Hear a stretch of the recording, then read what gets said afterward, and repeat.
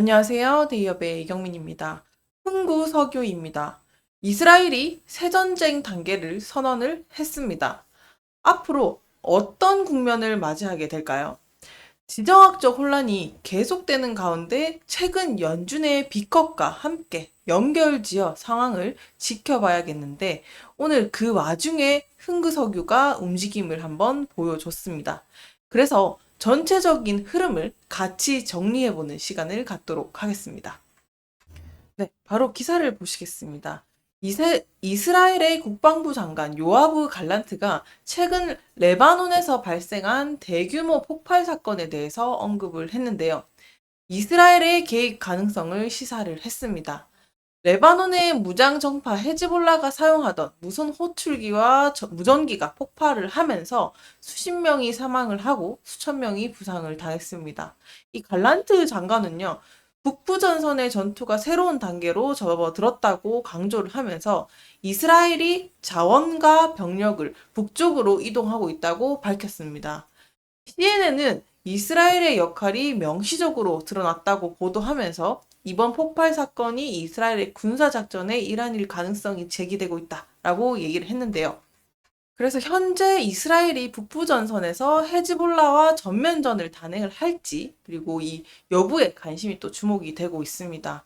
이 이스라엘군의 주요 부대가 북부로 배치된 만큼 이 상황 자체는 중동 지역에서 긴장이 점점 더 격화되고 있다라고도 보실 수 있겠는데요. 전쟁과 금리, 이것들은 모든 것들이 연결이 돼 있기도 한데 또 최근에 기컷을 단행했던 페드의 소식도 전달 드리겠습니다. 최근 미국 연방준비제도 페드가 연준 금리 0.5포인트를 비컷을 단행을 했죠. 그렇게 되면서 이제 경제 회복에 대한 기대감이 또 높아지기도 했고, 이로 인해서 국제 유가가 또 상승세를 보이고 있는 흐름이다라고도 볼 수 있겠는데요. 또 여기다가 중동 지역의 긴장감은 또 계속 고조가 되고 있고, 이스라엘과 헤즈볼라의 갈등이 격화가 되면서 이 유가에 또 추가적인 영향을 미치고 있는 상황이다라고도 정리를 할 수 있을 것 같습니다. 그래서 이번에 이 연준의 비컷 결정을 통해서 경제 회복에 대한 긍정적인 또 영향을 또 미칠 것으로 기대를 하고 있고, 이 원유 수요 상승으로 또 이어질 것으로 내다보고 있는데요. 자, 우리가 매번 전쟁, 유가, 금리 이런 것들을 거론을 하게 되는데 요걸 조금 더 자세하게 푸는 시간을 가지지 않았던 것 같아서 조금 자세하게 설명을 드리도록 하겠습니다. 일단 기초적인 시선에서 보게 되면 도대체 이 흥구석유랑 어떤 관련이 있을까라는 질문을 던지게 되면 일단 판매 가격을 얘기를 할 수 있을 것 같아요. 국제 유가가 상승을 하게 되면 흥구석유가 뭐 판매하는 석유의 가격도 상승을 하게 되고 이것들은 또 회사 이익이랑 매출의 직접적인 요인이 됩니다. 그래서 뒤집어서 생각하면 유가가 하락하면 당연히 이 판매 가격이 낮아져서 수익이 줄어드는 비용 구조가 발생을 하고요. 그리고 이 석유 기업의 특성상 원유를 생산하고 정제하는데 이 비용들이 많이 들어가게 되는데 국제 유가가 이렇게 상승하는 경우에는 생산 비용의 일정 부분이 또 증가하기도 하고 판매 가격이 크게 오르는 현상이 또 일어나기도 합니다. 그래서 기업의 수익성이 또 높아지는 경우도 있기도 합니다. 더불어서 이 국제 유가는요, 이 투자자들 입장에서는 또 중요한 신호로 작용이 될 수 있는데, 일단 유가 상승 소식이 들리게 되면은 석유 관련 기업들의 주가가 상승할 가능성이 큰 패턴을 보이죠. 그래서 지속적인 유가 상승은 또 기업들한테 또 지속적인 투자가 일어나게끔 발현을 시킵니다. 그리고 가장 중요한 거는 이 시장 환경이라고 얘기할 수 있을 것 같은데, 이 국제 유가는 글로벌 경제 상황과 또 밀접하게 연결되어 있다 보니까 경기가 회복이 되면 석유 수요가 증가를 하고 이게 또 유가 상승으로 이어지게 됩니다. 그래서 뒤집어서 생각하게 되면 경기 침체기에는 수요가 줄어들어서 유가의 하락이 발생할 수 있고 따라서 이 경제 지표, 뭐 GDP라든지 GDP 성장률이라든지 뭐 산업 생산이라든지 이런 분석하는데 중요하게 사용되는 것도 이 같은 이유다라고도 볼 수가 있겠습니다.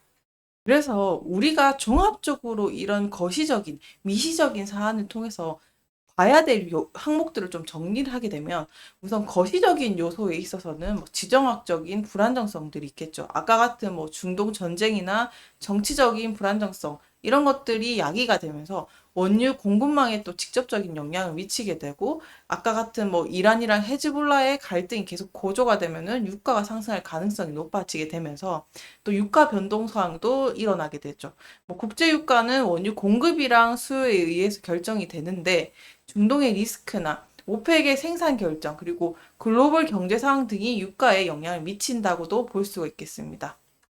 그리고 미시적 요소로는 아까 말씀드렸던 이 금리를 빼놓을 수가 없겠죠. 이제 금리 정책은 또 경제 전반에 영향을 미치는 부분이기 때문에 금리가 인하가 되면은 경제가 활성화되고 원유가 증가할 수 있다는 거, 또 그 반대로 아까 말씀드렸듯이 금리가 상승하면 뭐 대출 비용이라든지 이런 소비가 줄어들 수 있다는 거, 이렇게 되면서 이제 원유도 재고가 일어나겠죠.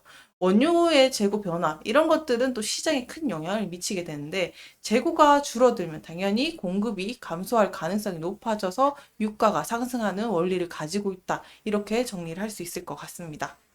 차트를 통해서 이런 통계도 유출을 할 수가 있는데요. 8월에도 또 지정학적인 불안정성이 계속 야기되면서 가파르게 상승하는 모습을 보여줬습니다. 그래서 이런 흐름을 정리를 하게 되면 상승의 패턴과 하락의 패턴 두 가지를 정리를 할 수 있을 것 같은데 상승의 패턴을 먼저 말씀을 드리게 되면 상승 패턴 같은 경우는 전쟁으로 인해서 이 중동의 리스크가 고조가 되고 그러면서 유가가 상승을 하게 되면 이 금리가 낮고 원유 재고가 줄어드는 환경에서는 흥구석유 같은 주가가 상승하는 경향을 나타내고 반대로 하락 패턴 같은 경우는요. 정치적인 긴장감이 완화가 되고 유가가 하락을 하면서 금리가 인상될 경우에는 흥구석유의 주가는 반대로 하락하는 패턴을 보이기도 합니다. 그리고 또 최근 차트의 흐름을 보시게 되면은 가파른 하락과 함께 오늘 다시 또 양봉이 매수세가 동반되면서 강한 상승의 여력을 또 보이고 있다라고도 보여지는데요. 일단은 이 상황, 그러니까 거래량이 조금씩 동반되면서 움직이고 있기 때문에 이 시장에서 또 긍정적인 심리를 반영을 하면서 이 가격 상승에 대한 기대감이 또 반영되고 있는 움직임으로도 보이고 있고요. 특히나 지금 유가가 상승세를 보이고 있는 상황에서는 또 당연히 이 심리가 반영되고 있다라고도 볼 수가 있겠습니다. 그래서 이번의 움직임, 어떻게 보면 추세 전환에 대한 가능성도 야기를 생각을 해 보셔야 될 것 같은데, 이 양봉과 거래량이 발생을 같이 하게 되면 주가는 상승 추세로 또 전환될 가능성이 높죠. 그래서 이런 저항선을 또 돌파할 수 있는 위치나 또 지지선을 유지하는 데 또 유리한 조건을 또 제공을 하기 때문에 이런 지지선 강화, 양봉이 또 지지선 위에서 발생을 하게 되면 강한 지지선에 작용을 하게 되죠. 그래서 다시 한번 이 상황을 정리를 하게 되면 이 승부석유가 거래량 증가와 함께 이 양봉이 형성되고 있는 흐름은 어떻게 보면 오늘만 놓고 봤을 때는 또 긍정적인 신호로라고 해석을 할 수 있을 것 같고 이 매수세의 강한 증가랑 또 연결되어 있다가도 볼 수 있겠습니다. 이 현재 국제 유가가 상승을 하고 있고 금리 인하 이런 여러 경제적들이 요인들이 결합을 하게 되면서 흐름을 좀 더 강화시키고 있지 않나라고도 생각이 듭니다. 네, 비컷과 함께 유가 상승도 움직이고 있는 국제 정세인데요. 앞으로 또 흥구석유의 발빠른 소식 전달해서 여러분께 정리해서 전달해 드리도록 하겠습니다. 오늘도 시청해 주셔서 감사합니다.